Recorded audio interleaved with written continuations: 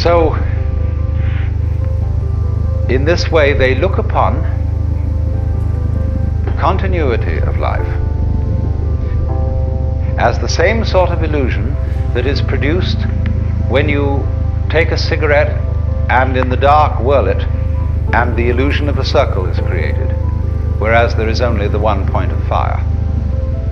The argument then is, so long as you're in the present, there aren't any problems. Hello, welcome to Provoking Media. Enjoy another great lecture with Alan Watts. When we divide the world into operations and agents, doers and doings, then we ask such silly questions as, who knows? Who does it? What does it? When the what that is supposed to do it is the same as the doing. And you can very easily see that the whole process of the universe may be understood as process. Nobody's doing it. Because when you go back to doing it, you go back to the military analogy, the chain of command. The boss who goes bang and the object obeys. It's a very crude idea, very unsophisticated. So, if you can bear it, we have suddenly eliminated a spook. And the spook was called stuff. So we're now more at ease with ourselves in a world of form, Namarupa. Named forms. Well, we can of course get rid of the names. We can go further and try the experiment of not calling the forms by any names. Just observing the forms, although when we've got rid of the names, we can't even call them forms, because that's a name. And there's the bazaars going on, which Buddhists call tathata. And that means suchness, or thusness. Actually, tathata is da-da-da. Because when a baby first talks, it says da. Da, da, da, da. And fathers flatter themselves that it's saying da-da, daddy. It isn't. It's saying da. And so the Upanishads say, da tvamasi. You're it. The basic da. But da doesn't mean anything. Da is like everything else. See, the world is a musical phenomenon.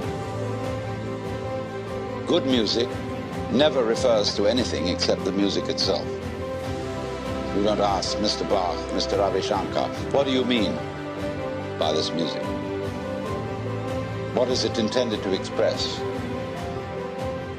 Bad music always expresses something other than itself, like the 1812 Overture or the Sunken Cathedral. Good music never talks about anything other than the music. If you ask Bach, what is your meaning? He say, listen. That's the meaning. Giraffes are giraffing, trees are treeing, stars are starring, clouds are clouding, rain is raining. And if you don't understand, look at it again. And people are peopling. Wow. We notice that all these suchnesses appear and disappear. They keep changing. They come and they go. But if you get hung up on your particular form, I'll have to alter the language a little bit, because you see, your form makes a duality, whereas you are your form. You're what you're doing. Now, you think, for some strange reason, I must make that go on as long as possible. And therefore you think you have an instinct to survive. And so the only thing anybody can agree about today, so far as the discussion of ethical and moral problems are concerned, is that we ought to survive. And therefore, certain forms of conduct have survival value and certain forms don't. But when you say to yourself, you must go on living, you put yourself in a double bind. Because you said to a process which is essentially spontaneous that it must happen. And the basic form of the double bind, which is imposed upon all children, is you are required to do that which will be acceptable only if you do it voluntarily. So when we say to ourselves, you must go on, the reason is, you see, that we are not living in the eternal now, where reality is. We are always thinking that the satisfaction of life will be coming later. There's a good time coming, be it ever so far away, that one far-off divine event to which all creation moves. Don't kid yourself. As the Hindus have taught us, in the course of time, everything gets worse. It eventually falls apart. Comes Kali Yuga and Shiva at the end, and boom. Which is to say, only suckers put hope in the future. You see, I tell you, there are three classes of people in the Western world: the aristocrats, the proletariat, and the bourgeoisie. The aristocrats live on the past because they come of noble family. And they're like potatoes because the best part of them is underground. The proletariat live in the present because they have nothing else. And the poor bourgeoisie live for the future.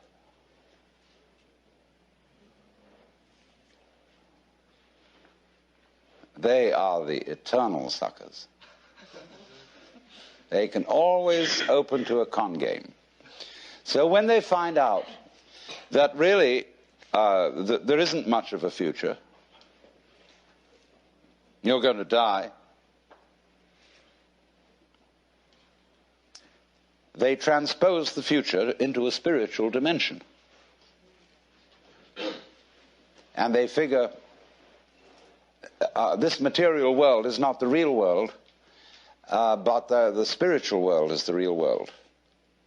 And there will be somewhere, somehow, an eternal life for me. A charge to keep I have, a God to glorify, a never-dying soul to save and fit it for the sky. Well, then they say to them, what are you going to do there?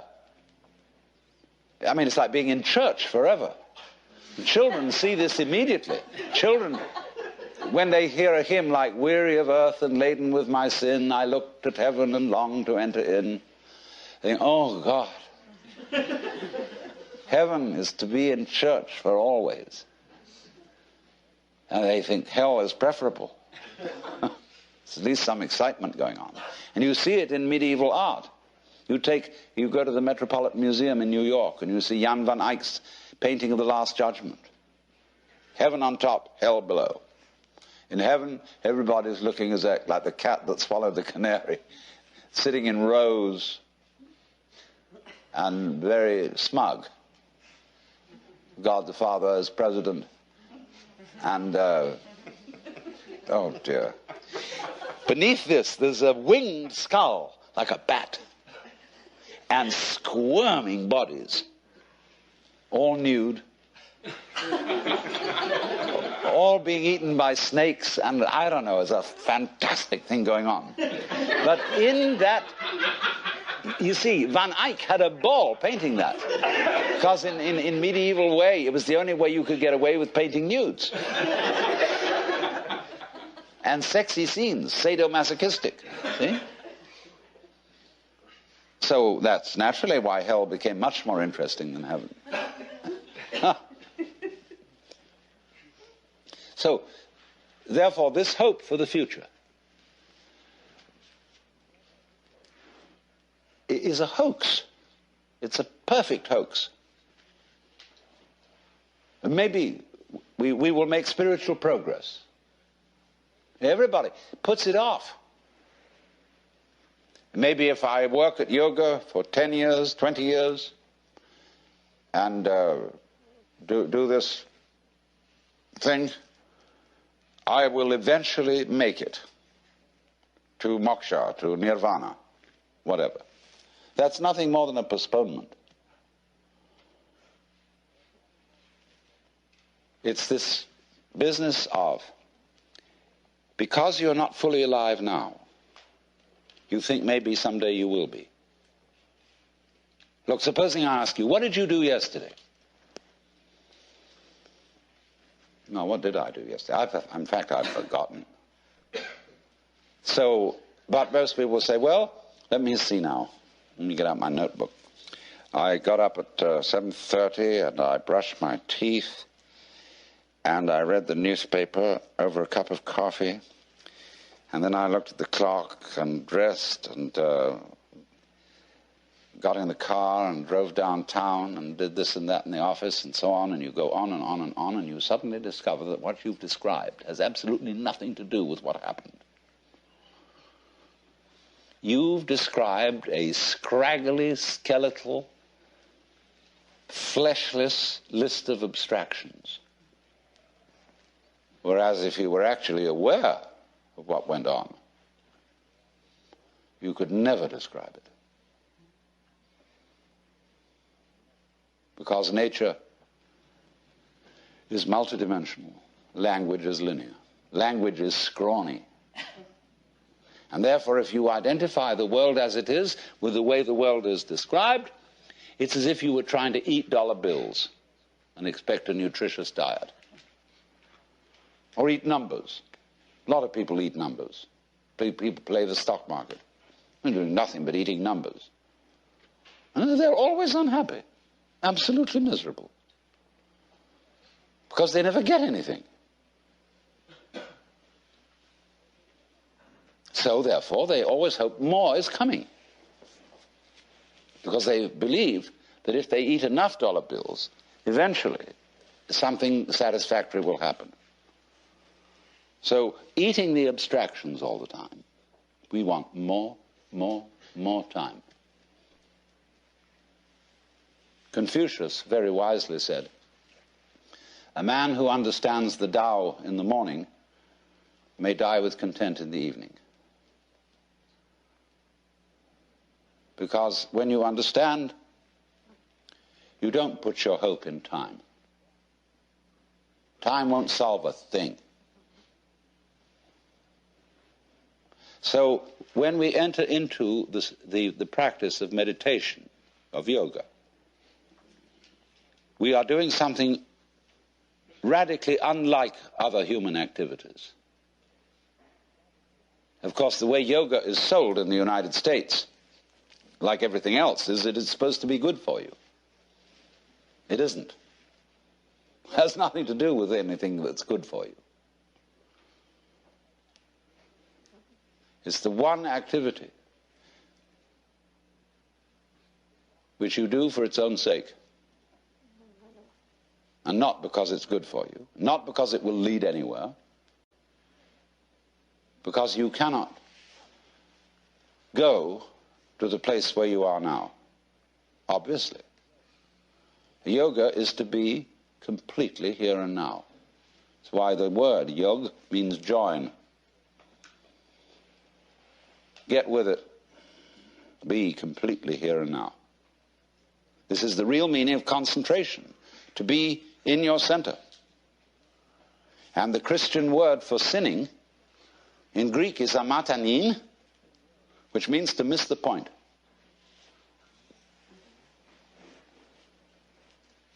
And the point is eternal life, which is here and now. Come to your senses.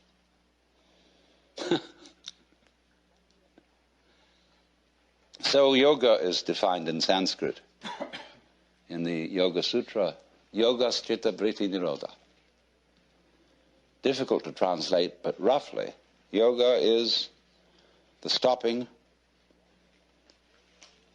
of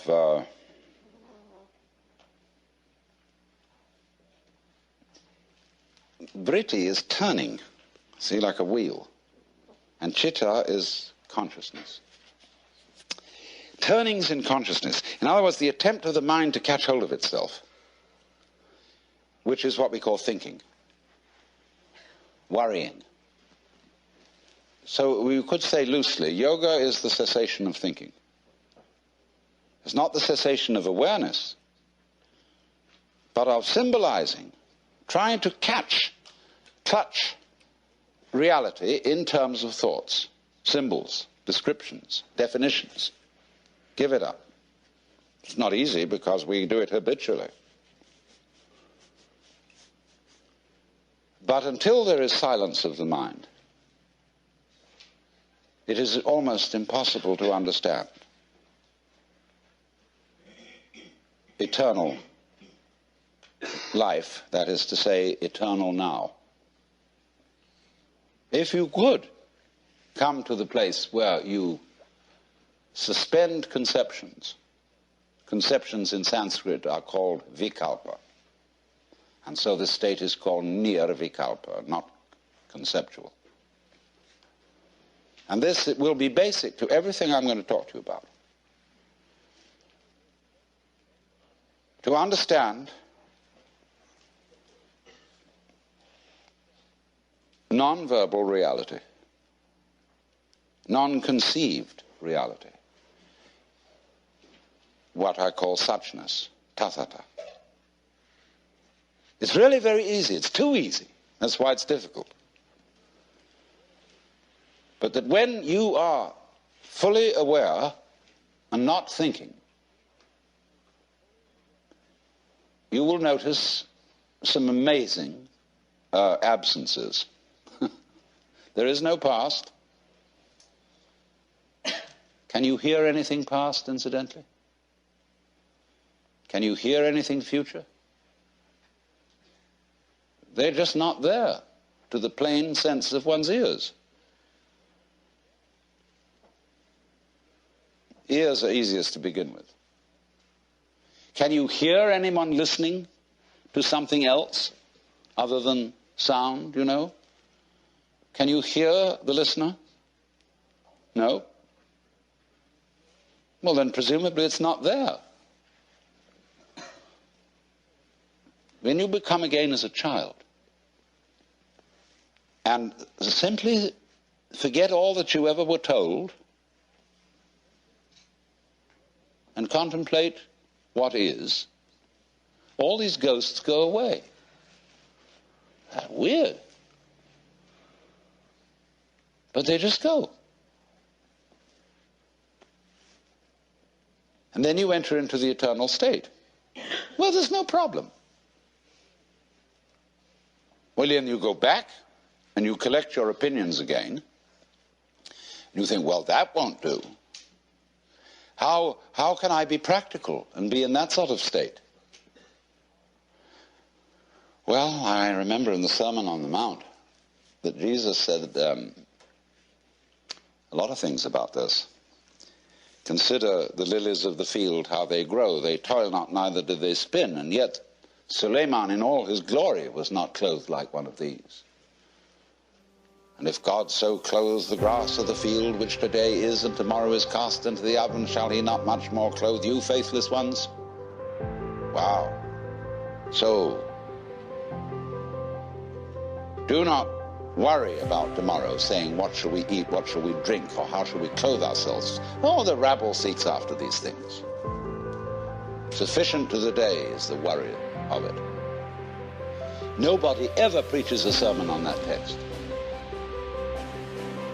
Never. I've heard lots of sermons, and never one on that one, because people say. That's all very well, because Jesus was the boss's son. And he knew, you see, that he was really in charge of the universe, and he'd nothing to worry about.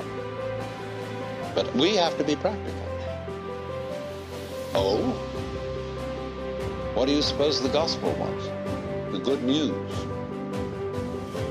You know, it never got out. You too are the boss's son. That was the gospel.